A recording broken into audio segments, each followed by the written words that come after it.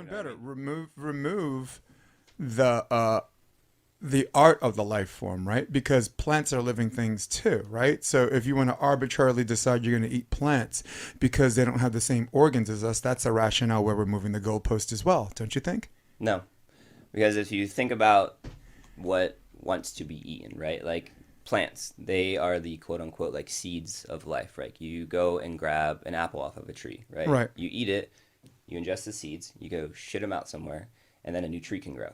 Like Right. those want to be ingested, they want to be eaten. That's false. Not all plants. Plants are actually have defense mechanisms for human beings that try to eat them and dinosaurs that try to eat them. Plants, historically, anthropologically, are designed to defend themselves against being eaten against other things. Oh, against like totally being eradicated, sure, but what's the fruiting bodies of plants? Those are designed. That's the seeds of life, right And that's there. where we're moving the goalpost. They're both living on a general scale. They're both living things. No, I'm not disputing that. Yeah. Ken Bassarath. Yeah. Yes, Jaluccio is from Connecticut. I'm glad you came in. I don't want people lying on my live, man. Nah, I'm messing with y'all. Welcome. But very, very interesting point that we'll definitely discuss over lunch. The only thing I got to say about veganism, and Kenny's actually, I'm glad he's in on this because Kenny was a vegan for 3 years, and it really changed his life. It changed his body shape, and he's not a vegan anymore. But it's about the mixture of things. Like if you look at all of the studies, and I don't mean to go back to the studies because we don't have the lurking variables, and you and me, we really, really wince. We wince when you hear the term studies show because the person that says studies show probably didn't even look at the study. They just read the abstract. Right? He didn't even look at the study. But I will say this because I've had vegans on my podcast and I've had carnivores and with advanced medical degrees that gave me these things, and I don't like a lot of the studies because they're comparing vegans that not only have the vegan diet, but that have a lifestyle of a vegan, right? How many vegans do yoga? Probably all of them, right? How many vegans do you know train in the morning and they're sun worshipers are getting their vitamin D, right? So you're doing this sample size of vegans who have this lifestyle to go with their nutrition with this dude that's eating steak with French fries, goes to sleep 4 a.m, gets up at 7, doesn't go outdoors. That is not a fair sample size. That is not a fair assessment of veganism versus carnivorism, right? So this once again, for everyone listening, me and him are telling one's a vegan, one's a carnivore, are both telling those studies to go kick rocks and come back when you have some real information. Yeah, and to me, it's just do what works for you. Whatever feels right to you is probably right. Like yes. Your intuition's not going to lie to you. Mm-hmm. My whole thing is just like a food for thought thing, because like a lot of people they feel a certain type of way about and whatnot, and Yeah, I would say that both would have to be really, really careful because they would have catastrophic consequences of not being careful. And if you're a vegan, right? There's Dr. Bart Case said like 86% of vegans after a year, maybe sometimes 2, quit the ideology, and because of catastrophic results on their body. But I think in defense of some vegans, that comes from what are you doing? You're cutting something out that has B12. You're cutting something out that has a heightened level of iron. Are you getting your cold spinach, right? Like if you're not eating red meat, are you eating cold spinach? Are you taking iron supplements, right? Why is your blood work coming back? You're anemic, right? Well, what I find funny is, this is kind of a debate I get into with a lot of people in like medical industry, and be like, well, you don't have a degree. I was like, okay, I have a mind that works, and I like to learn stuff. Okay, like. To me, everyone's looking at everything through the totally wrong lens right now. Of like, we're looking at everything through like this Newtonian lens of like, X grinds against Y, and like these, just there's these like mechanical parts that all fit together and like work, in unison in a sense. When it's like, if you start to take the quantum physics view of things, that everything's interconnected, right? Yeah. Like that there's no separation between anything. Like we're made of more empty shit than we are actual like solid, dense matter, right? And there's all this research that's coming out on like mitochondrial capacity to like receive and use light as like information. Like reality is made of light. That's a very lofty concept for people to like really like grasp, but that's the say that that's about the calories truth. too. Calories are photons of light. Right, in a sense, right? So it's like, in terms of allowing more light into your system, what is going to best allow for that? Well, we're carbon based, right? What's the closest thing that's going to be to carbon? Fructose. That is going to be the quickest thing that you convert in your system to energy. And what I've found for myself, I eat 3 or 4 days a week. Like, that's it. Right. That's all I do. I do things like urine therapy. I supplement with shilajit, like black seed oil, and like a shit ton of spirulina. But I've gone, 5, 6, 7 days without food. You played a tournament water. without eating. I didn't played you? a tournament and I hadn't eaten for 72 hours, and I played 15 sets of volleyball. One of the guys on Bart K's show, who's the leader of the Meat Militia, by the way, he did a marathon. He did a 5-day marathon, didn't he? And didn't eat.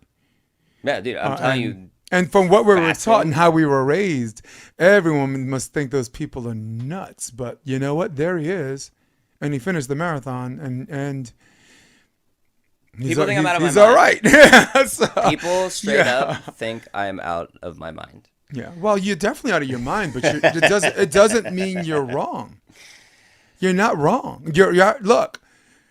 If you told me I was out of my mind, I would say thank you very much. But right? Does that mean my assertion's wrong?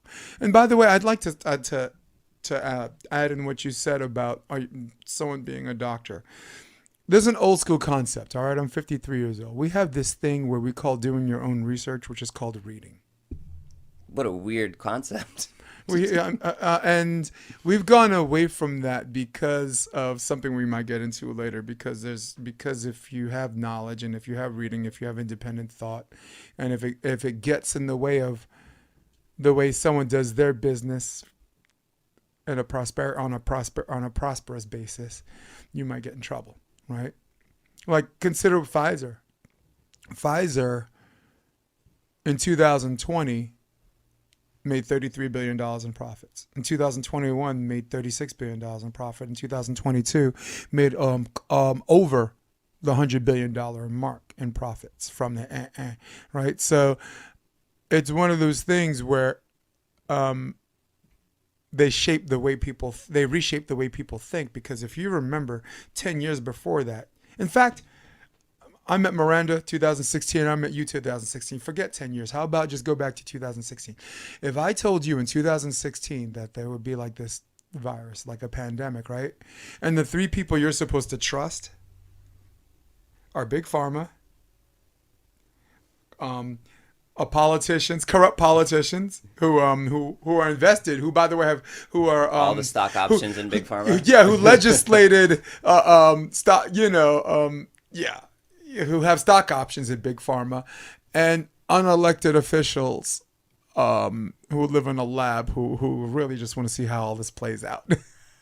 Those are the 3 people you're supposed to trust. You thought I would be crazy, and now sounds like a conflict of interest. And in this 3-year period, you found people cucking for Big Pharma. Man, they were just like, they're just there to make sure we're all right. And I'm like, you don't understand what their focus is. I'm not saying they're evil, but maybe I am. But I'm saying that their primary goal is to make money for their investors. Every company's primary goal is, I get that. But to what end, right? A doctor, his primary goal is to make money, but to what end? Is he gonna write Lipitor, a script for Lipitor for cholesterol, or is he gonna say here's a dietary plan, you don't need the medication, right? Is someone paying him to speak at the conference for Lipitor? Does he get incentives for writing X amount of scripts for Lipitor from which by the way is also Pfizer? Sorry. So then the argument against that is, now you think your doctor doesn't care. Your doctor's trying to hurt you. Doesn't care if you're trying to get hurt or not. And it's not that. It's just that they have to measure their primary goal with the good of the fellow man. Do you get what I'm saying? No, I get what you're saying. My thing with it though is think bigger, right? Like outside of just like profits and like margins and all that kind of stuff. Is there anything else than making these guys making more money? Distraction. distraction from the very top, right? Like, the way I understand it, the world's a freaking stage. Like, well, who was it? Roman guy that was like, if you like give them like entertainment, like, you know, shows and bread, like they'll never revolt. Right. Like the Coliseum. What do we have? We have stadiums where we all go, like sports. Oh, and it's like everything. Gladiator. Like, yeah. Yeah, like Gladiator, like, right? But like, think about what's happening in the world right now. Like, we're stuck to a phone screen. Yeah. Like everything's a grasp at our attention. Everywhere you go, you see a billboard. Like there's a bright shiny light that you're like, ooh, like shiny thing. Like what am I looking at over here? There's, you know, you turn on the TV and like there's some crazy news story that's like designed to grasp your attention. Like, to me, everything's designed as a distraction to take us away from our true nature as people. Because, like, think about it, like, how much anxiety and whatnot exists in the world because we lack the ability to focus on, like, a single task for more than, like, 30 seconds because there's so many different stimuli, you know, trying to, like, fight for your attention. Like you said, we don't read. Like, I grew up, when I was a kid, like, you know, I didn't grow up in the city. I grew up in the country. Like, I hate read reading, but so many books. Like, that was, you know, I mean, I still read, but not like I used to. But then I think about it, I'm like, I've allowed myself to, you know, get distracted by, you know, like being on social media or like all these things of like, oh, wow, I'm now spending like 30, 45 minutes a day doing this as opposed to this or whatever else, you know? So it's like, there's this constant grab for our like attention, our awareness that's coming from like all of these big companies, right? And then everything in between is designed to like pit us against each other. Like you have everything's polarized. It's either you're red or blue, you're black or white. Like, you know, there's everything's designed to like bring us away from like unity, and it's just to create like chaos, disorder, and just keep us, you know, it's like the crabs in a bucket, right? We're all trying to fight to get out. We keep pulling each other back down instead of just being, hey, if we just made like a bridge, like monkeys in a barrel, we could all climb the out of here and, you know, just be hanging out. You know, we could have had this done You could, weeks ago, you know. Miranda, just give me a boost, please. Give me a boost. I can make it up. Yeah, it's like we'll pull you out. Then, you know, it's like if we were to, Miranda's you know, like, no, I'm going first. I don't trust you too much. Not gonna be the base. ladies first. Just don't call us rude. Fair enough. Fair enough. We're trying to be polite. Don't call us rude. Think about this though. Think about something people are never mindful of. Supporting what you're saying. There's a saying called "You will own nothing and be happy." Yeah. Right. Klaus Schwab or whatever the fucking douchebag's name is. But say that. But you know what's weird? Say that to the people who own nothing and are happy. Yeah, they're like, yeah, this is what it's been. Like, it's been great.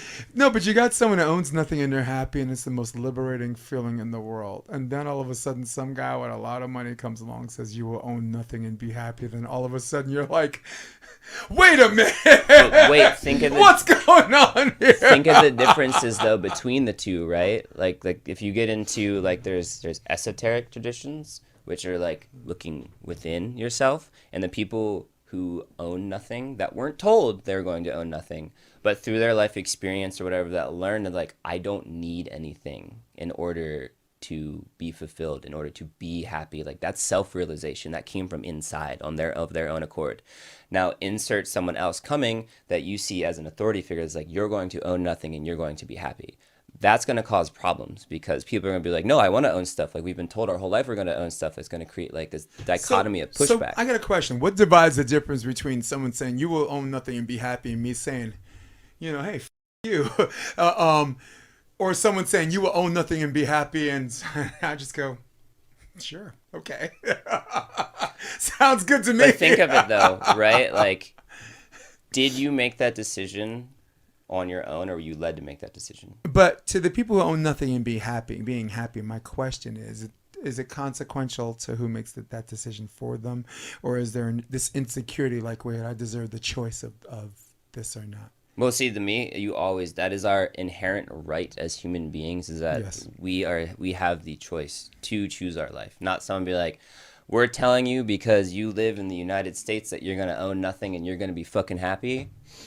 Nah, like, I don't play like that. That's not how anybody should want to live. You know what I mean? Like, no. Who are you to tell me how to live? Like, I'm going to live to, like, my highest good and the best of my ability. Mm-hmm. And in doing so, by just trying to do that, right? Like inherently, you're not going to cause harm. Like, sure, you're gonna step on people's toes. You're gonna do this, like, sure. Look at common law, right? Like literally the laws of common law are like, don't fucking murder somebody, don't steal, like just be a genuinely good person, and like all these other laws and stuff, we've totally like just gotten away and conflated all these things of just, There's a song called "Own Nothing, Be Happy," in the form of "Don't Worry, Be Happy."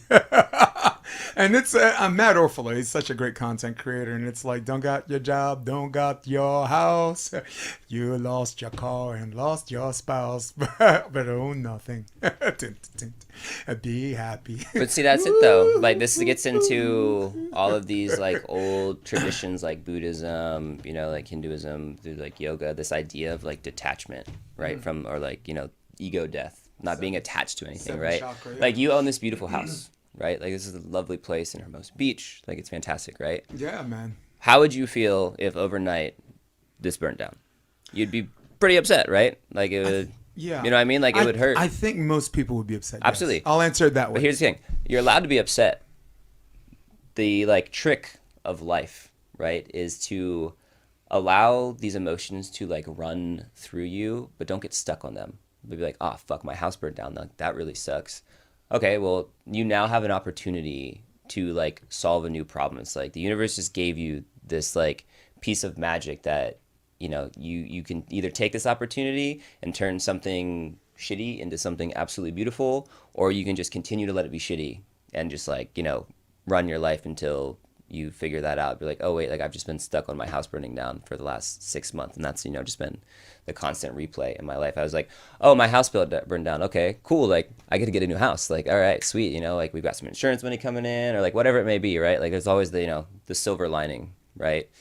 There's also the thing called more money, more problems. Right. Right. Like you can easily feel like you're trapped. If you're in my situation right now, it's very, very easy to feel like you're trapped because you're obligated to do things in this house. You're obligated to pay property tax. You're obligated to do 100 different things where you're like, I liked my life better when I was just living in this little place in New York or whatever. So there is a part of me that felt more liberated, not owning these things, which is why I pose that very, very interesting question that I'm glad Miranda, me, you, and the three of us, or the two of us can answer together. Because at what point, and I think the reason why people get upset when they're told that is because they feel like you said, the common denominator is not owning nothing or owning something. The common denominator is having the choice taken away from you. Yeah, exactly. It's not coming from within. It's coming from an exterior source. Right. You know what I mean? Like the age-old adage, change comes from within. My buddy at the like work says it all the time as like a joke, but I was like, that's so spot on. Somebody came and asked for like change at the bar one day. Like, okay, some change. He just looks at me. He's like, change comes from within. Yeah. And I was like, like, for like just being like a up. joke, like that shit like hit me like right here, man. Like that resonated. I was like, damn. Yeah. Like I might have to, that's very cliche, but it works. I think there's also an element of escapism, forms of escapism, which are super necessary in your life. But at the same time, you have to know these escapisms are exactly what they are. They're not more than what they are. They're not there to save your life. They're not there to, like karaoke, right? It's when this whole volleyball thing, which was my passion, and I made a little money from it. When it became my full-time gig, I needed something else as an escapism because volleyball was no longer my escapism. So that was karaoke, and it's weird because I was trying to introduce the subject of how I was trying to tell some people the sport is there for you when you need it in many ways, and it is your escapism, and you make friends with the sport. So guys, we're talking about volleyball for people who follow me, but don't watch every episode. It's mostly volleyball. Yeah, so for the guys who only watch Bart K, this is different. No, but I tried to sell. I'll just put it like this: Savvy Simo came on the podcast, and I told her the job can't save you. The job can't save you. It can help you. It can And this is very, very difficult for her to understand because when you've been doing it since you were 3 and it's all you know, and it is your and it's what you do and it's embedded or in what you feel like is your DNA. You think it's going to be there to save you all the time, and it's the most important thing in the world. And until when? Until the next match, or until the next tournament, or until the next tournament after that, until the next tournament after that. And what happens then? What do you want to do? You want to coach? Okay, sure. Then the cycle continues. Or do you ask yourself, what's more important? Is it family with different last names? Is it what's in your soul? Is it how you treat people? Is it how you inspire people through your sport to make themselves better human beings, right? Like Jordan wins an NBA championship and a couple watches that and decides to have a whole bunch of babies that night. And one thing has nothing to do with the other, but be like Mike is not because Mike was this role model, right? And I know I'm veering somewhere, but I swear I'm getting somewhere. And I was just trying to say, the job can't save you. No, but I really want to touch on what you said, like with that of like, does it come from the soul, right? Like that to me is like such a big, like powerful question, because the way I have come to understand reality and how it functions at a very specific level is like we all incarnate here with like a mission, right? Like we're not a body with a spirit, we're a spirit with a body, right? Like we're having a human experience. Yeah. Right. And we can get into the whole thing of like hue light man manifestation, where like the light manifestation, which again ties back into the whole light thing I was talking about. And that's all fun conversation, but you're going I have somewhere point. with this. I have a point. So we come here with an experience, right? Like we have this lesson, like there's these life lessons that we want to learn. And it's like the earth's like a school, right? Like the universe is a school. We go different places. We have all these different experiences. We come back.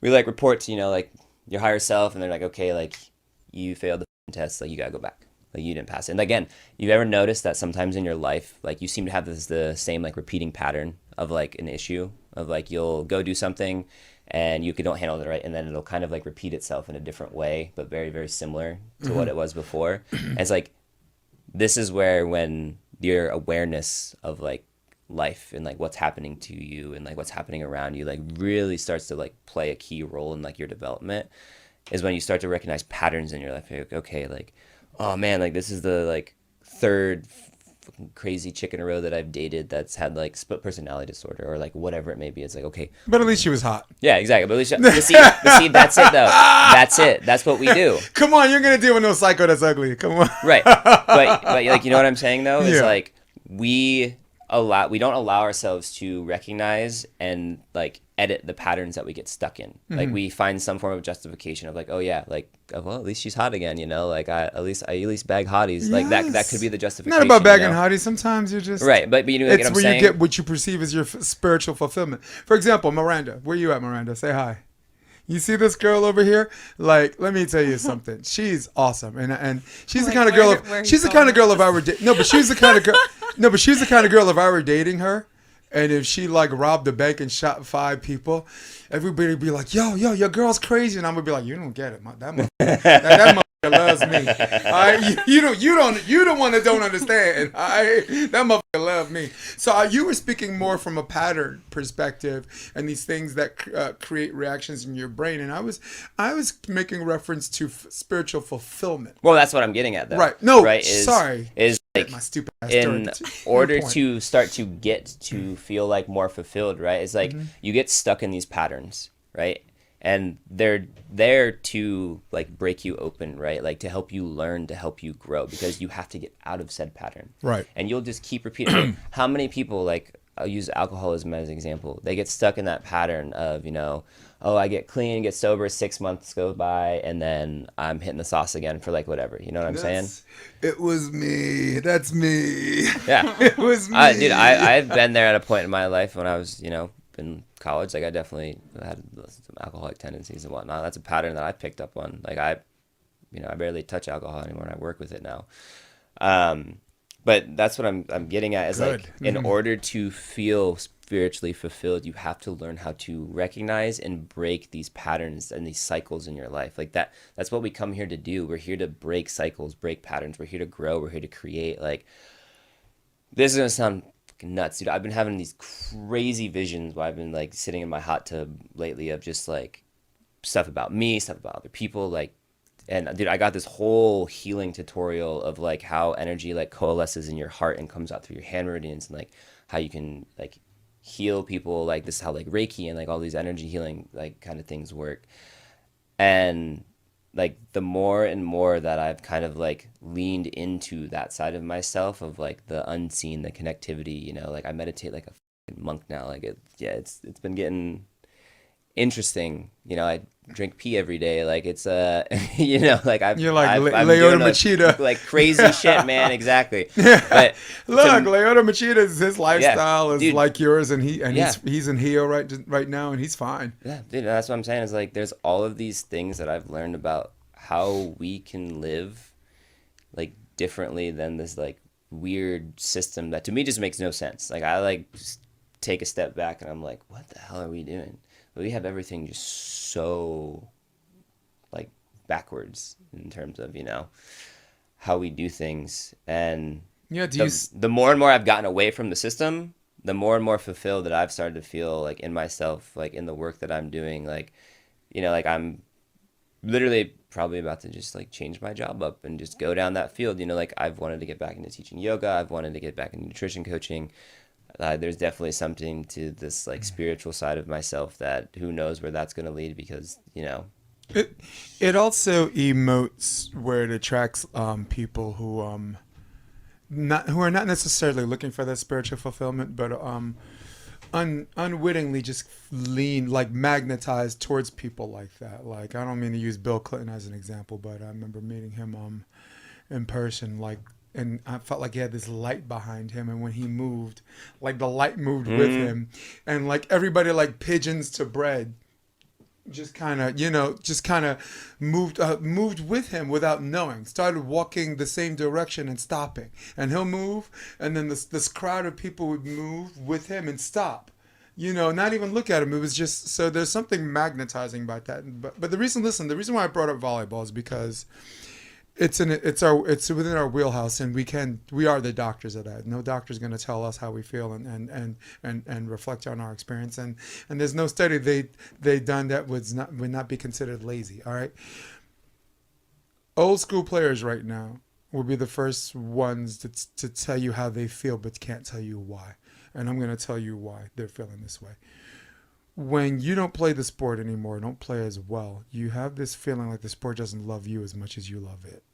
And this is your escapism. You give your life to the sport. You give your body to the sport. Some of us don't even walk right again, you know, because of the sport, right? Me, you seen my knee, right? You see like there's no cartilage in my right knee. And then you got like the next generation, or then you want something from the sport, something more where you can help and still be involved in it. And if you get any notion that the sport doesn't love you as much as you love it, you feel betrayed, right? I'm speaking from experience because I felt this way for a little while. Oh, I had the same thing happen to me with basketball when I left. I felt this way. And I think when I said the sport can't save your ass, is because it generates from a group of people, from the elite athletes all the way down to the double B player, that the only thing you want is your sport to love you as much as you love it. And volleyball never made you that promise. Right, but do you see what I'm getting at, Yeah. though? With that, Yes. is that you are looking outside of yourself Yes. for fulfillment, as instead of looking inside. You're like, okay, yeah, the sport can't save you, but it's like, Well, why? No, but you were looking. I was looking in terms of giving and taking. Right. As far as the fulfillment. Go ahead. Well, that's what I'm getting at, though. Is like, if you're looking outside of yourself for fulfillment, whether it be a sport, whether it be another person, whether it be like a thing, right? Yeah. You are never going to find fulfillment, because that answer is always going to come from in here. Like, so, you know, just use Savvy as the example, because that's what we're using. It's like, Savvy. It's a great example. Like, she's a lifelong elite athlete, volleyball player. If you literally sit with yourself, like in silence, and ask yourself this question: what is it about volleyball that makes me feel fulfilled? Like, what is it about me and volleyball? right? Like, what's the connection? Like, what's the tie? Like, why do you do it? Like, why not just like, oh, it's like I've just played it my whole life. Like, this is like, no, like, what's the real, like, no holds barred true answer as to why? And you know what I found is, for me personally, like, when I sat down and asked myself, like, I haven't played since like November. Maybe I've been out like once in like December or something. I don't know. It's been a long time. And like, do I miss it sometimes? Yeah, absolutely. But when I looked myself in the mirror, I was like, why am I playing?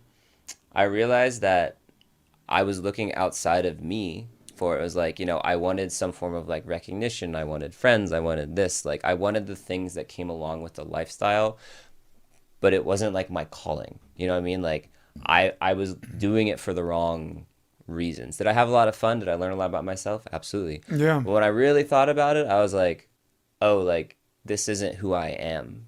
You know what I mean? And if people don't have that like true answer, my intuition tells me you're probably doing something that you shouldn't be doing, because you'll know. Like, you'll just inherently know when you're doing what you're supposed to be doing. Like it's just, you have that, you just like light up about it. Like, like John Moran is someone who I know should be playing beach volleyball. 100%. Yeah. Like, that man talks about beach volleyball. Like, dude, this dude has such like just a deep, like, unconditional love for this sport. Like, this is definitely something that's called to you. And like we were talking about earlier, he has all these ideas, dude. Fucking John Moran, fix the AVP. Do it.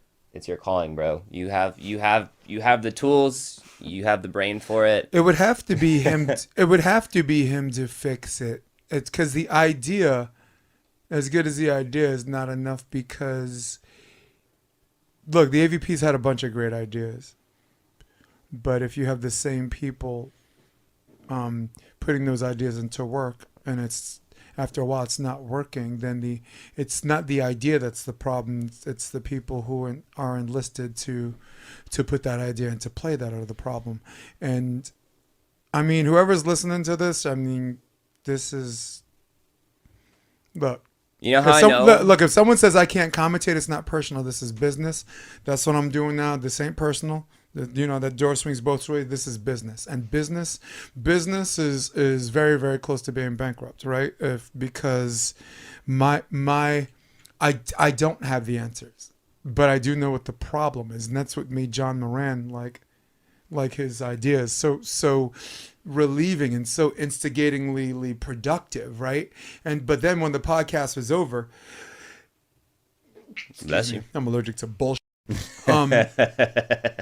But no, but when the podcast is over, there was a little bit of sadness in my heart, because it's like asking, if there's a police department that has a brutality problem, it's like asking them to investigate it.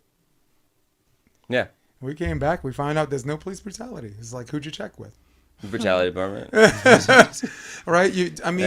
So, but, and I don't mean any disrespect to Josh Glazebrook. I'll just name names. I don't mean any disrespect to Jeff Conover. He's not even with him anymore. He's with Manhattan Parks and Recreation. So I wonder how that meeting turned out when they tried to do the Manhattan Beach Open, how that shit full circled out, right?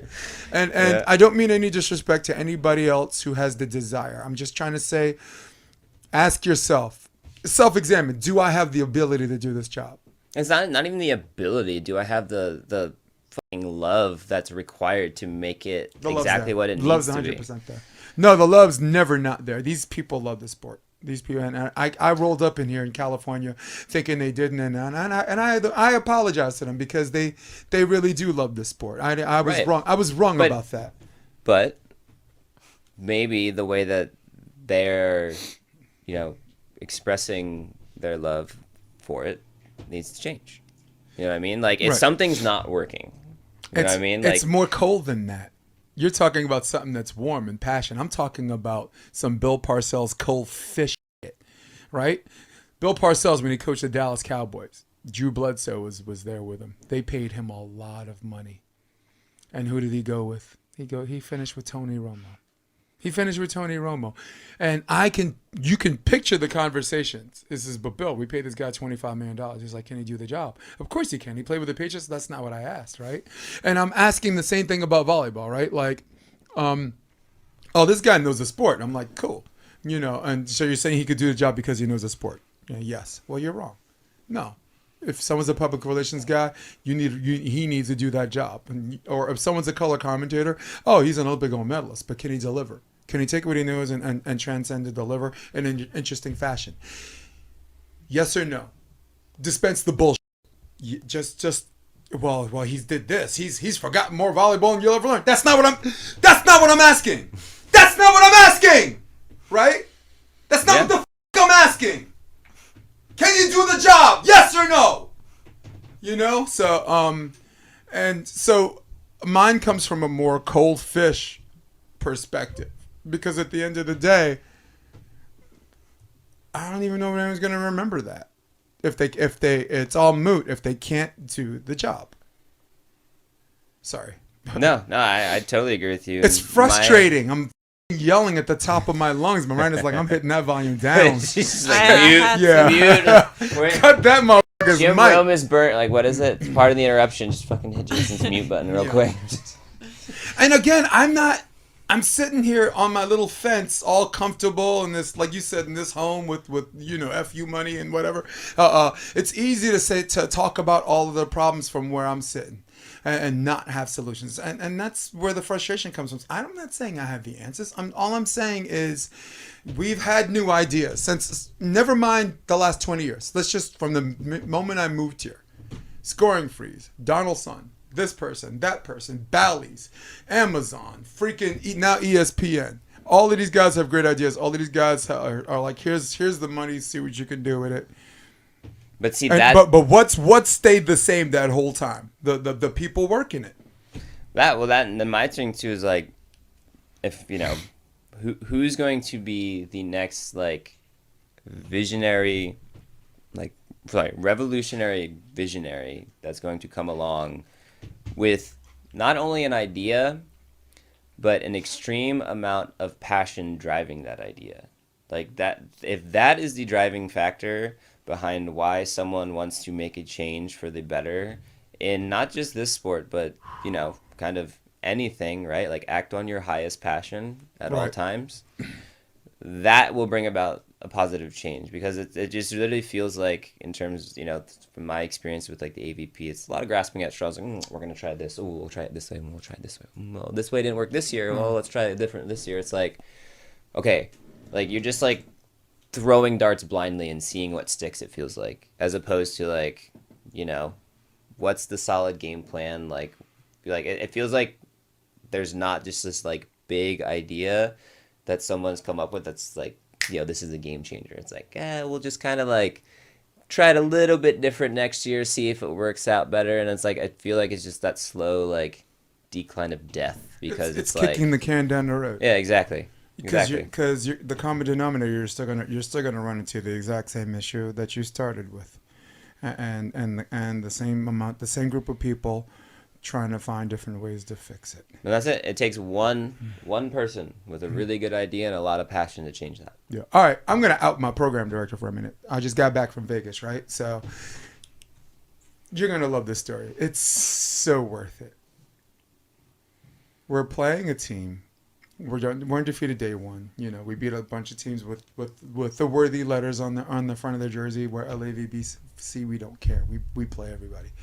So we're 3-0 in the second day, and Jason Olive, who's my assistant coach but also my program director, so that's always an interesting dynamic where you guys are on the bench next to each other, and the people on the outside are like, these guys hate each other. You know what I'm saying? But we don't. We just talk with our hands, and at the end of the day, we're producing something colorful and bright and competitive, because if we ever get that down, look out world. And I think that's what, and we're in the middle of happening. But what happened was, at the end of the first set, he had a conversation with the referee at the table, and I didn't hear the dialogue because it's friendly, it was calm. So I just thought that Jason disagreed with something, and just let the referee know that. And I think you're able to do that in a calm and respectful manner without getting carded or warned. So, and Miranda's going to love this. So before the second set even starts, he goes to the high chair, yellow card. And I'm like the last to know everything. I'm the Wizard of Oz. I don't know anything, right? So, and I'm like, okay, tell me why. And he's just like, doesn't say anything. So I send my captain. I'm like, please go up there and ask him why. So I send her, and he sends her away. He don't want to hear it. And I said, please, you have to tell me why. Red card. So Jason Olive says, he's like, coach, just tell everybody to leave the court. You know, because it's been a long time since I did a protest, and I wasn't sure. If he wasn't there, I just screamed protest, you know. So he's like, get everybody off the court. He says, we're filing an official protest. So Red Rock is huge, so they had 2 head officials that run the officials. Both of them came, and Jason pleaded his case. Then they got rid of the red cards, and as soon as we get back on the court, I'm like, take the court, and the referee's like, red card, a third one, another red card. And I'm just like, what's going on? And the whole time, you know, I am worried about my reputation. So, because the first yellow is like, I'm trying to be calm because I don't want to scare the normal folk. The normal folk and the parents, right? We don't want LAVBC. Never seen a rabid Jason. Yeah, we got 60% of our team is African American. We ain't trying to scare the normal white folk, right? So, the head of officials is still there because they're monitoring it, because that's what they do. They hang around, and then they talked, and they got rid of the yellow card. 2 plays later, my setter tips on 2. Perfect. Drops her right, left, right. And then, the middle's ready to jump for the quick set in the middle. And while she's dipping the jump, boom. Ref says back row attacker, back row violation. And I said, please let him know she's front row, right? And she goes and says she's front row. He reverses the call. Cool. J.O. just kind of like walks with his hands on his hips, right? Away. The calm before the storm of a coach is about to explode. And I just basically went to the 10-foot line, and I told my girls, I said, hey, let's go. Let's forget about it. Let's just play volleyball. Red card. Another red card. And now me, who's ironic. I mean, this is all surrealism, because the whole time before the last red card comes, ironically, the voice of reason and the quiet one is the wild kid from Brooklyn. The one who's been calm and quiet and stable and mature about the whole thing was me. But then when I'm saying it exactly because I'm a theater performer and I do this deliberately. I'm like, hey guys, we're good. Let's just play volleyball. We're good. Red card. That's exactly the volume and the voice. And when he did that, I took my hat off. And I just walked to the sideline where the people on the bench stand on the side, and the head of the refs got rid of him. They just got rid of the ref and just got us a new ref. And from a professional standpoint, the last time I saw that many cards dealt to me. Was that a blackjack table? I was going to say, in fact, it was in Vegas. It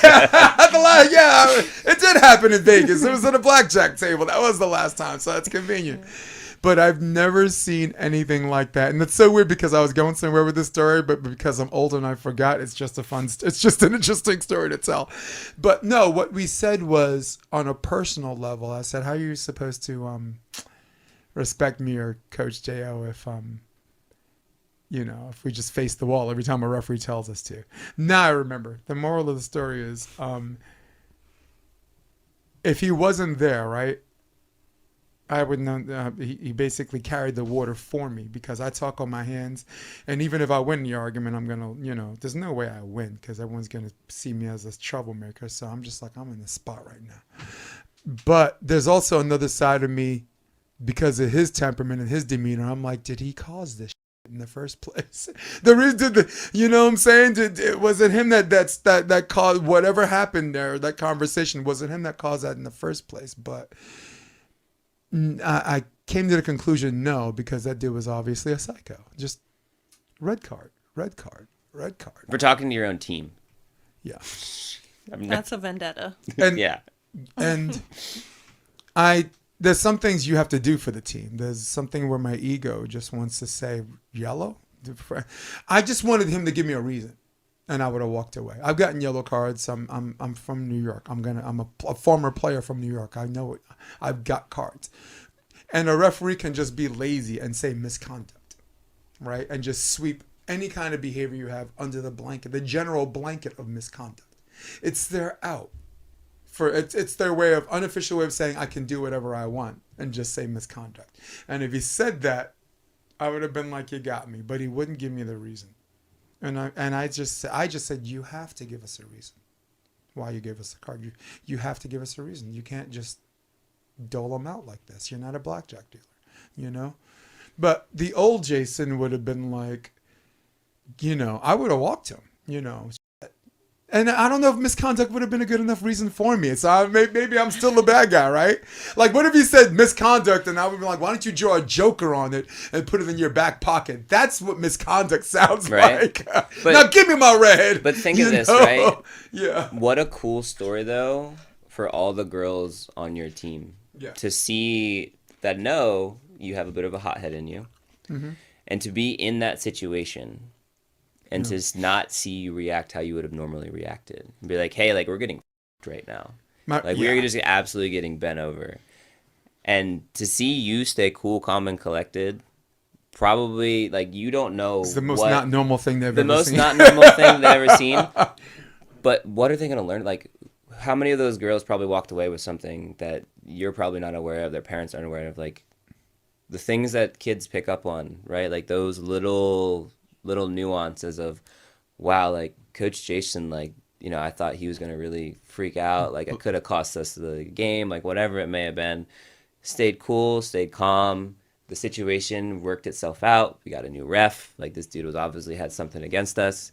If you didn't do that, that situation probably played out totally different. Yeah. Totally different. Like, the you know, the head referees weren't going to be on your side. Like, because they got to see what was going on. They're just like, oh, like, these guys aren't doing anything. Like, they're literally just trying to, like, you know, run their team. Well, the other thing is my reputation as a player and a coach is bi-coastals, because the head of officials, both of them came up to me and they put both hands on my shoulders and they're like, you handle that so well.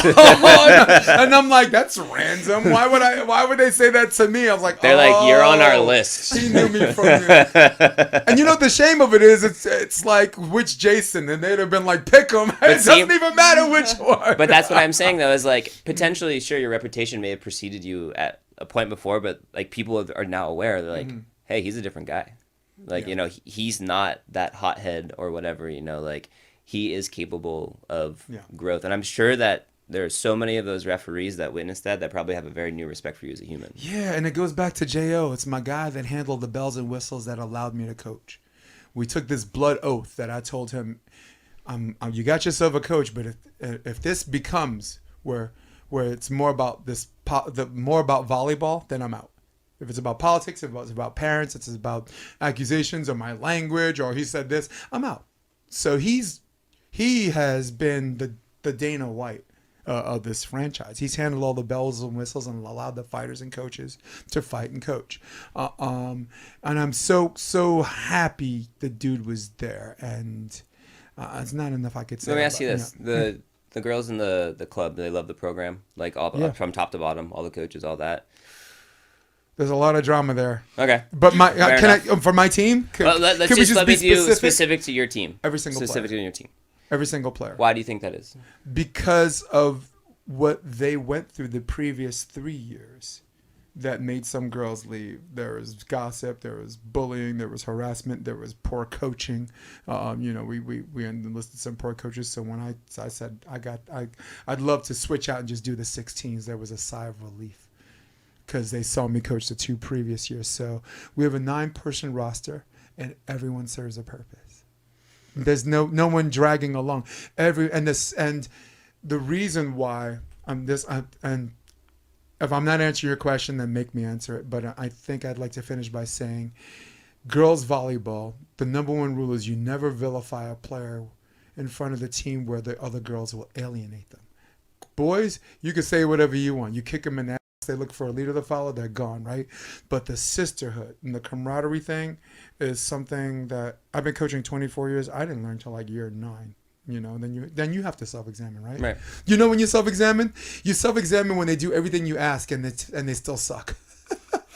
Right? That's me, man. You know, right? So did I answer your question? No, you 100% did. I just was trying to like lead you. And I like, just so people could kind of see something, but I want you to see this too, right? Well, he's there because his daughter's there. Right. But where I'm going with this is, like, J.O. gave you the opportunity. Like, he basically was like, here's the keys, do this your way, act on your highest passion, do this how you see fit. I'm not going to get in your way unless things, I absolutely have to. Right. He stayed out of my way except in the games. Right. he's on my bench. Jay But- called timeout. I'm like, sit. Right, but you guys it's like, it sounds like it's a pretty good working dichotomy, but what I'm getting at is Yeah, it took a while to get there. you but, yeah. were given the freedom. I emphasize that word, 100%, freedom. You were yeah. given the freedom to do it your way, and you have nothing but good intentions. And this is Right. why I get freedom along with good intentions builds beautiful things. Yeah. Like you would not be having the success that you have in this club if you had not been given that freedom. And I wholeheartedly mean that, because Yeah. being able to be your authentic self as a coach and not have to feel like you have these shackles on of like, oh, like I have to really like watch myself. I have to watch what I say. I can't be myself Right. while I'm coaching. I mean, if I have to watch what I say beyond that, then that's on me. Right, but I mean, there's a level to Yeah, it, right? I can't Like, you coach have the same way I coach Jeff Samuels. Exactly, like, or there's- or Jersey Jake or something. But you yeah. get what I'm saying? Like you get to be your most authentic self whenever you're at a practice, whenever you're on the bench, whenever you're with these girls, coaching. Like Yeah. that's who you are, man. Like you're a coach. You're a Well, teacher. the guy saved my life. Yeah. The guy saved my life because when COVID happened, all the work that I put into this South Bay thing since I moved here, I said this before the podcast, right? I had to hit, there was a giant reset for everybody, and they all got to reset without me, right? Did they though, or did you just get a different opportunity that was more meant for you? Because that system that you were trying to be a part of was keeping you on the outside. I would say You know what I yes, but it was also, you're right. It was also a separation of disgust as well. Well, that's what I mean. There's some things that go on in the South Bay that someday I'll just talk on the podcast and everybody can get it, but I won't do it because people. The reason why I have a podcast is because the conversations I have in private stay confidential. Right. So that go beyond everything else. But I want you picture this. I moved here, right? And sorry guys, whoever's listening live, I'm going to talk about me. So go use the bathroom and come back. All right. Right. Endless summer. Right. 19 girls, 13 Division I commitments. That's something. Did that with Rob McLean, did that with whatever. John Mayer, right? LMU. Helped him win the WCC champs. That's something. Right. Earl Schultz and Jake Arudia coached them into their first main draw. My third team, by the way. So I had all of this momentum. And then there's this fucking good old boys club here. There's a good old boys club, and you're not in it, like Jeremy Carlin said, or George Carlin.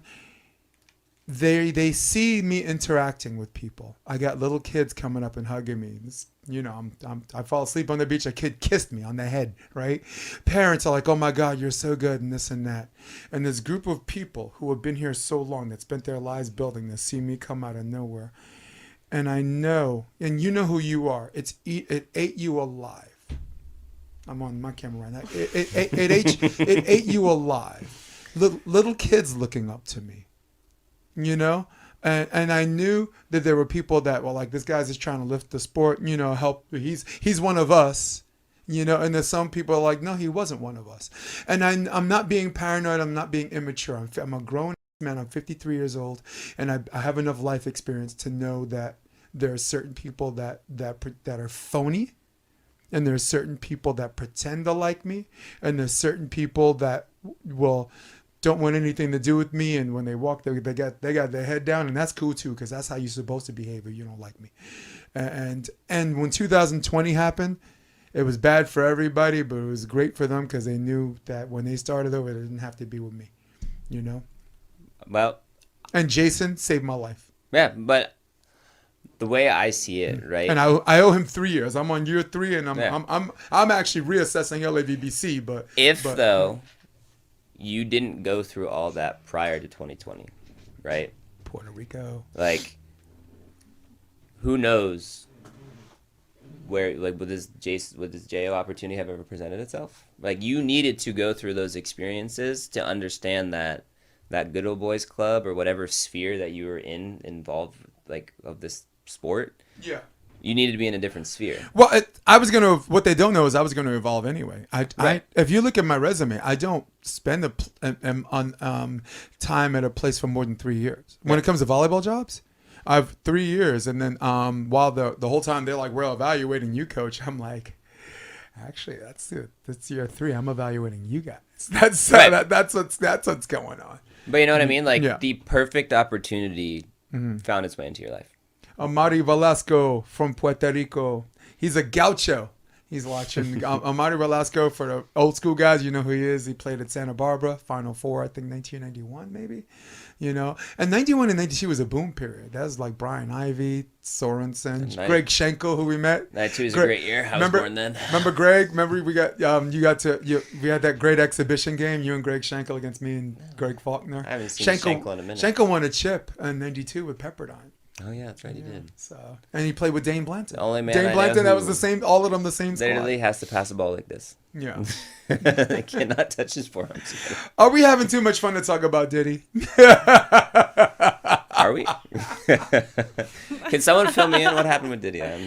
I'm so lost. Miranda.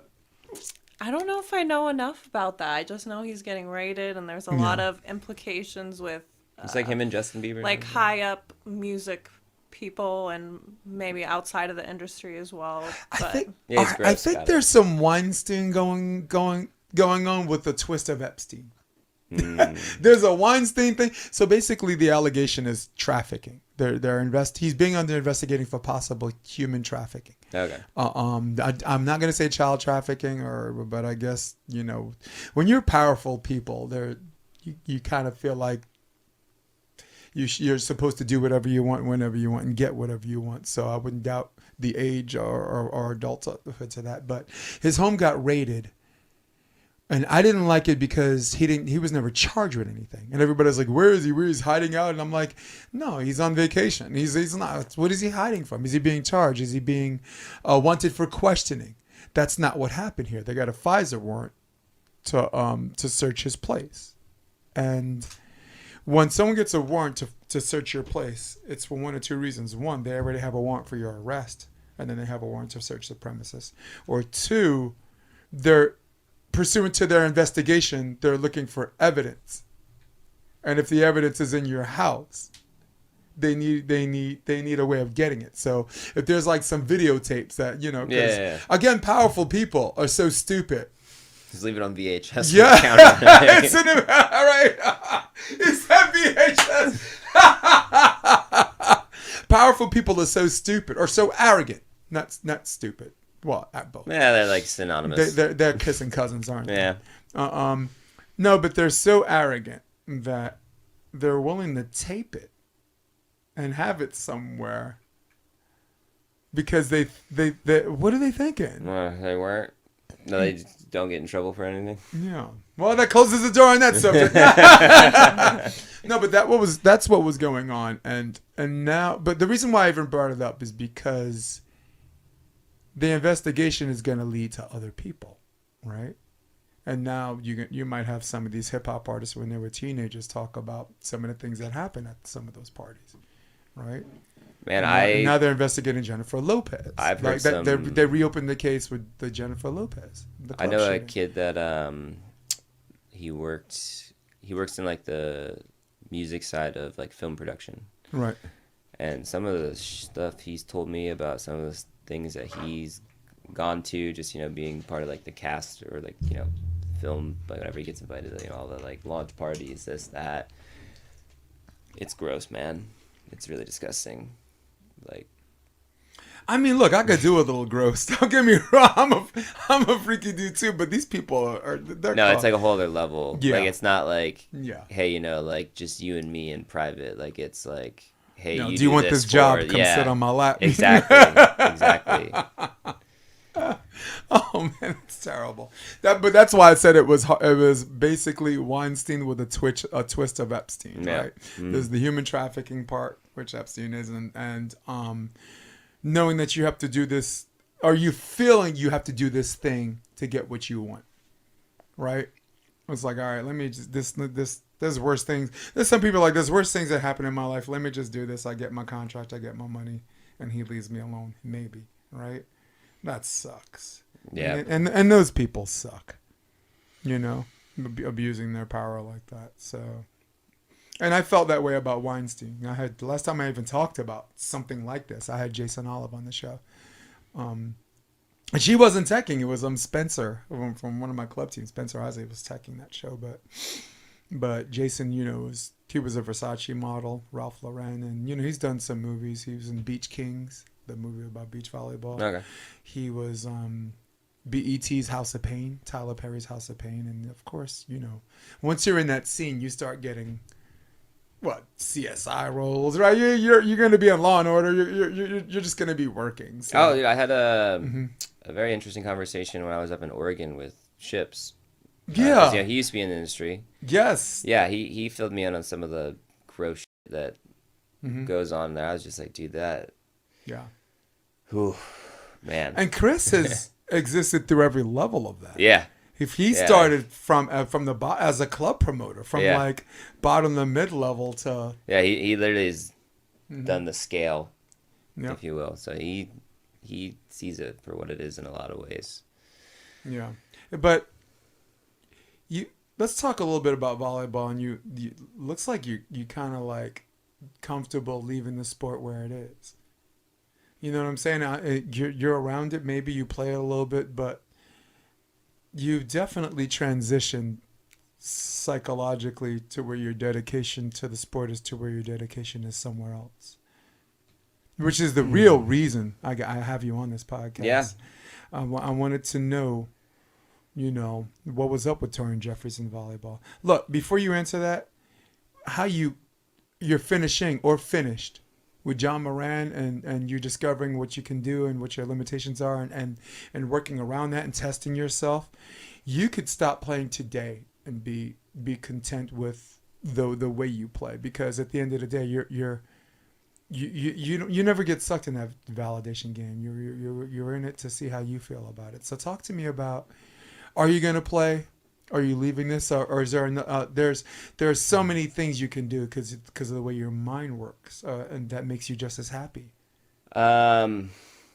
So the reason I left, well, one, I moved, and it just kind of set this whole like whirlwind of events kind of into my life. Like I ended up leaving my girlfriend, and then I moved again, and all of these things just kind of like started finding their way to me, and it's like life made me kind of like take a pause. Like I've been broke you know, just like figuring it all out all over again, but it's like I had this opportunity to like literally just hit like stop and be like, okay, like what do I want my life to look like what really like calls to me from like in, you know, from my heart, you know, because it's like my mom has always been like, Torin, you know, you have healer energy or whatever. Like I've always come back to like physical stuff, nutrition, you know, mindfulness. Like these are the things that I've learned about. These are the things that I enjoy teaching, like, you know, yoga. And I had this super emotional moment a couple of days ago. I was sitting in meditation where I just like felt my like heart pop open. It was like, yo, like you need to start teaching yoga. Like you've got to help people like heal themselves. Like you have so much to offer. It was like all these things I've been like denying myself that like I've kind of always felt like I've been meant for, but I let other stuff get in the way. I was like, oh, like I'm gonna go play volleyball because, you know, like just chasing some form of like success because I've been an athlete my whole life, and that's something I've always wanted, right? But again, that was outside of myself, right? Like that's something I thought that I needed for me in order to feel fulfilled. It was like I need to be a professional athlete or something, you know, like chasing the dream that I thought was my dream. But it turns out it wasn't. Like there was a reason for it, but I allowed external circumstances and other people's stuff and like perceptions to like cloud my vision of my own life. And, you know, it's like, it's not like my parents pushed me into sports. It's not like they're, you have to be successful, you have to be this. Like I was always given the freedom to choose like what I wanted to do. But I've always felt different. Like I get along great with everybody. You can throw me in any situation. Like I can kind of chameleon in a sense, in any environment. Like I just love people. I think everybody has something to offer. Like I just genuinely try and meet people with a loving acceptance. That's just how I try and walk around. But what ended up happening to me is I wanted to feel like I belonged somewhere. Like I wanted to feel like I truly fit in, that it always felt like the athletic sphere was that outlet because I was good at it, because it came naturally to me. It allowed me to kind of hide some of the things about myself and show other things that I thought people wanted to see, or thought people that, like that people would like me more, or that just like, hey, like I'm good at this, it just naturally makes me fit in. And it took me up over my life because I haven't been, like I said, when you're coaching, like, that's what you want to do. Like that's your most authentic self. There's no question in your mind that you're a coach, right? I've questioned what the hell I'm supposed to be my entire life. It wasn't like, that I am this, I am that. Like, what's my purpose? That's been my like big thing of like, what's the meaning of my life? And I get it now. I get it. Like there's a reason that I have this like natural ability to just like understand emotions and like sit with people who are just going through, some crazy shit and like meet them halfway, and then I can experience that emotion with them. I've had some telepathic experience with a couple of my friends over the last like 6 months. I mean, It's feel like y'all reading minds. Weird, Yeah. no, to like weird stuff, like, but like really cool. Like it's just absolutely beautiful. But like I said, the more and more I've started to lean into those parts of myself, the more and more I realize is like, that's what I'm here for. Like that's the beauty of my life. Like these gifts that I just seem to have, and like this knowledge of how to help people heal, how to teach mindfulness, teach meditation, just give those things that I love so much and just share them with the world and people. Like that's what I'm here to do. And it's taken me a really, really, really long time to realize that about myself and like what I have to offer. But that's kind of what made me walk away, was that I realized that I'm not being who I am. Everything else on this podcast. If I just took everything on this podcast and took everything away and just made this a 5-minute segment, this is it. Sorry it took so long to get here. No, This is important, and this is touching. And Miranda, do you kind of feel the same way like volleyball? Did you get into it because it's like somewhere you belonged? Like lucky for me, the girl teching our show is also a longtime player as well. So, for myself, I got into volleyball because of my older sister. I just wanted to get out of the house, and it's not really something that I realized till COVID, because as South Bay people, we never leave the beach. We never stop playing volleyball. And so being forced, having the time off, I realized that I didn't even know if I liked volleyball. Like I just like getting out. I like the sun. I like being active, but I never was drawn to volleyball. I was running away from, my house. I wanted to be active. I wanted to get out. So it's been the last year or so that I've actually been trying to like volleyball and find what I love about it and connect with that. It's been interesting. it's been quite the journey in this young lady's young life. You too, man. So Torin, I guess the only caveat I would like to say is we are not, as a collective whole, just one thing. And I like that you found what you are and what you can give, but know that you're so many other things, but at the same time show the discipline to not stretch yourself trying to be all those things, because you'll be nothing, right? And that's our fear. That's the identity problem, right? We're human beings, man. Yeah. Just be. That's it. Jesus. Yeah. I feel that. Because trying to feel like you're part of something special and trying to see where you fit and try to see how people perceive you, all of these things are real things, right? And my problem wasn't finding one thing. My problem was trying to just take one or two things, right? The reason why I moved to New York is because I was doing theater performance and volleyball, and I thought and my arrogance and my ego identity, I called it walking and chewing gum at the same time. I could do both and be successful at both and be the best at both. And sometimes you just have to take a step back. Like, if I'm putting all this energy into both, am I taking a huge risk at not succeeding at either because I'm stretched too thin, you know? Mm-hmm. And it took everything I had to just consolidate myself to two things, because I was working in a cardiology practice, right? I was playing grass. I was coaching. I was auditioning in the morning. Oh, did I mention I was also in the Army? I'm a Gulf War vet. So it was like, and you know what made me do this?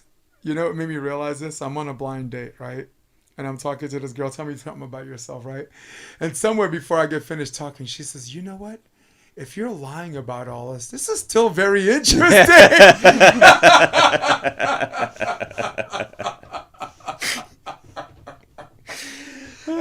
And I guarantee you that there are people that follow this podcast is like, well, Jason's he's talking, but he's embellishing his resume and this and that. And sometimes you got to have receipts like on the wall just to make sure people know. No, dude, but I get it. Like I can resonate with that because there was a point in time that I was doing the most, working 2 different jobs, trying to do beach volleyball, going to school. I was like, yeah, I can do it all. Like I can make it all work. And I was like, eventually I just hit a point where it's like, dude, there's just not enough time in the day that I don't have enough energy to like literally get to 8,000 things in 24 hours. You just can't. That's when I realized I was like, oh, you have to allocate your energy to actually what matters to you. You know, like stop giving it where it doesn't need to go. And like that's a really important, I think, point. If anybody takes anything away from whatever bullshit just came out of my mouth, stop giving away your energy to things and people that don't serve you. Like keep that shit for yourself. It's special. It's sacred.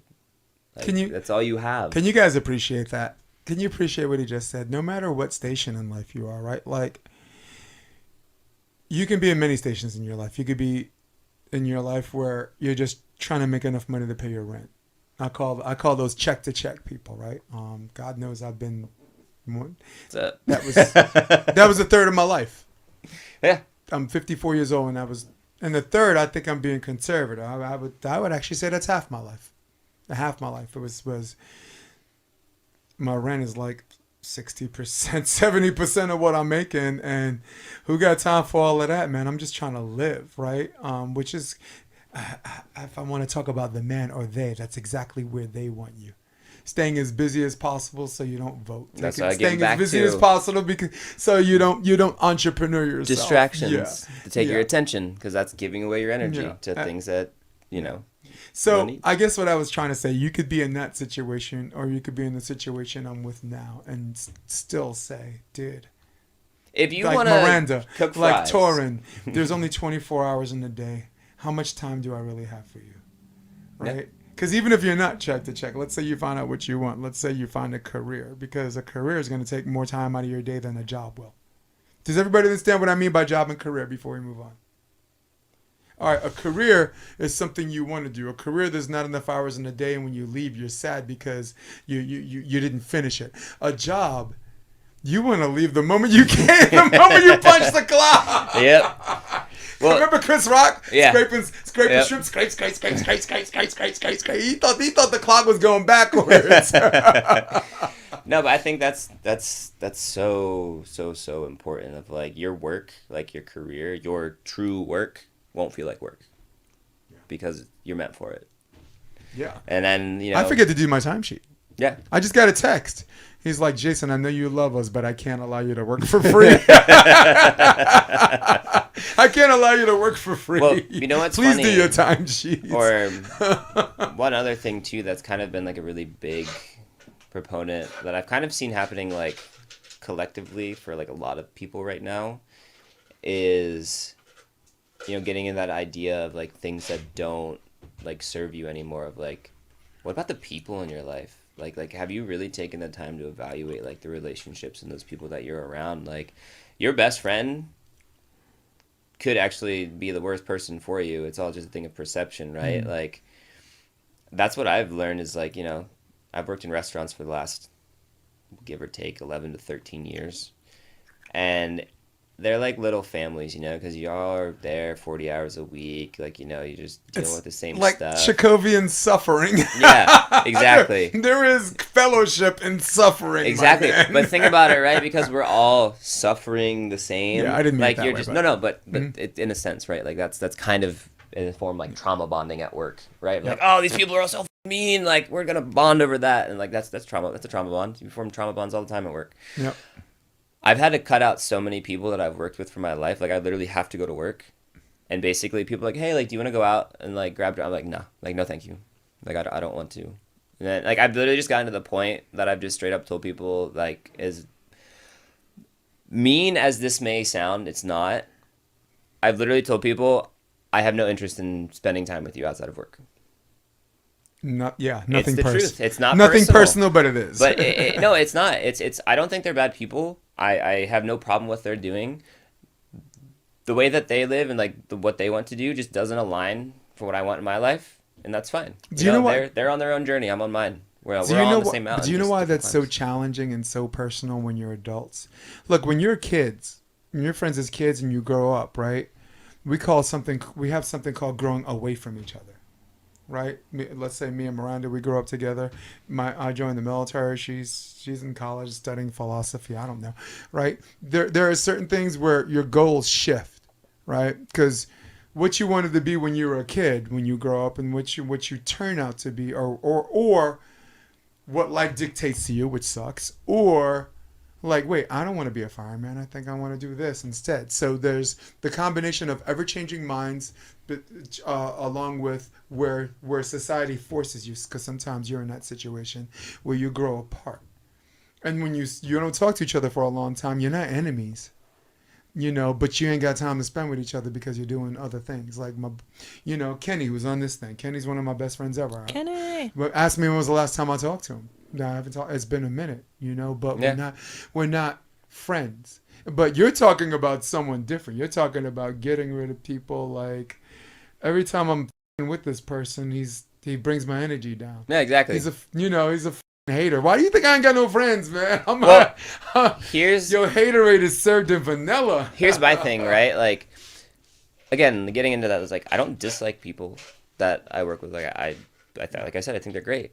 However, to me, 24 hours. Being able to do that, like tell people like, hey, like I just don't have an interest in having like, you know, any relationship with you like outside of work, or like whatever it may be. They should be thankful. It's compassion. It's compassionate because it's like, hey, we're not in alignment with each other.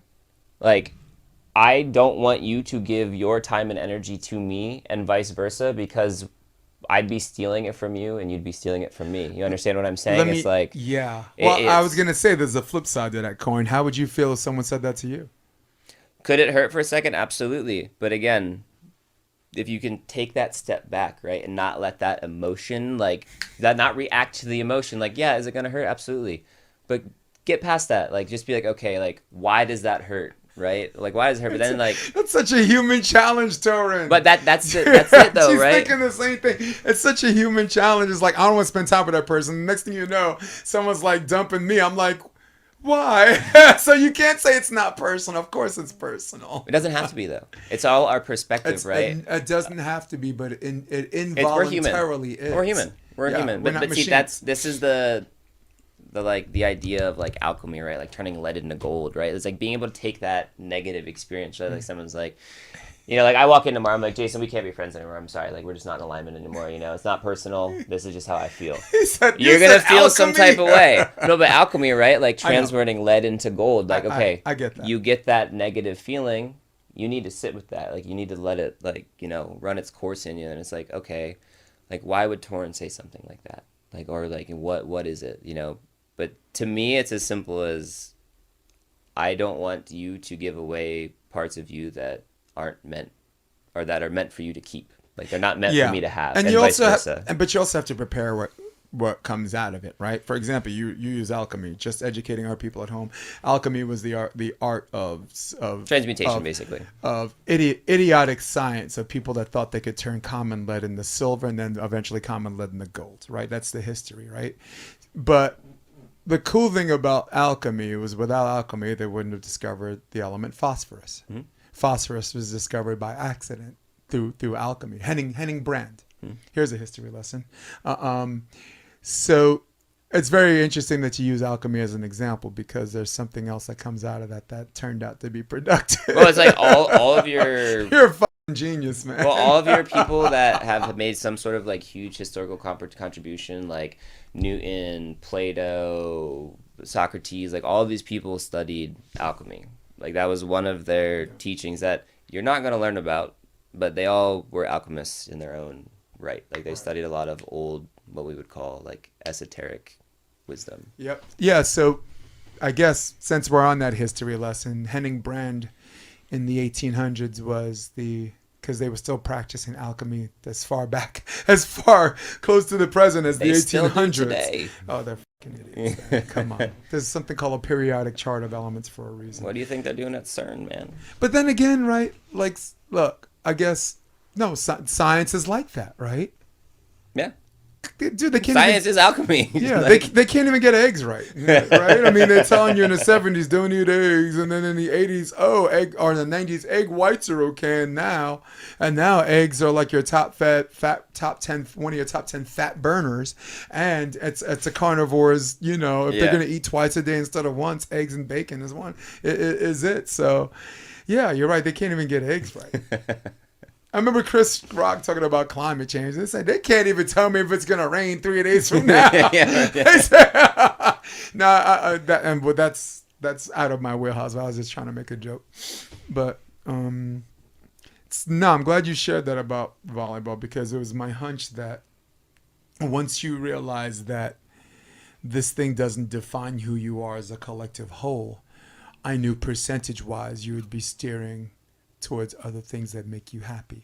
And for you, helping people has always made you happy. I remember you used to teach special ed, right? Mm-hmm. Yeah, I was a behavioral therapist for a good year. Yeah. And like honestly, when I was coaching volleyball and doing all that, like I was much happier being in like that teacher role than I was actually being a competitor. That was fun. Yeah. But yeah, that's a type of person. There's someone who get spiritual fulfillment from helping people because you feel like you're getting something back, and that on that level, it's always going to love you as much as you love it, which is not my main point, but one of the many points that allow you to get sucked into something or sustain something that is perceived to be something that's supposed to be your escapism or wheelhouse. I have a bit like my highest ideal is freedom. And like freedom to me is freedom of the mind and like freedom of the heart. Man, COVID must have sucked for you, boy. Honestly, yes and no, because it allowed me to free my mind because I had so much time to just let my mind explore. Like I didn't have 50,000 things to do every day. It gave my mind that freedom that it's always kind of wanted to just go and like learn about, X, Y, and Z.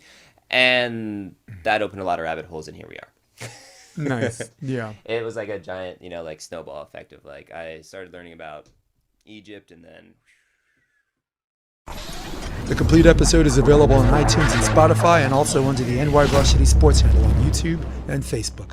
OptionVB.com. Come check us out.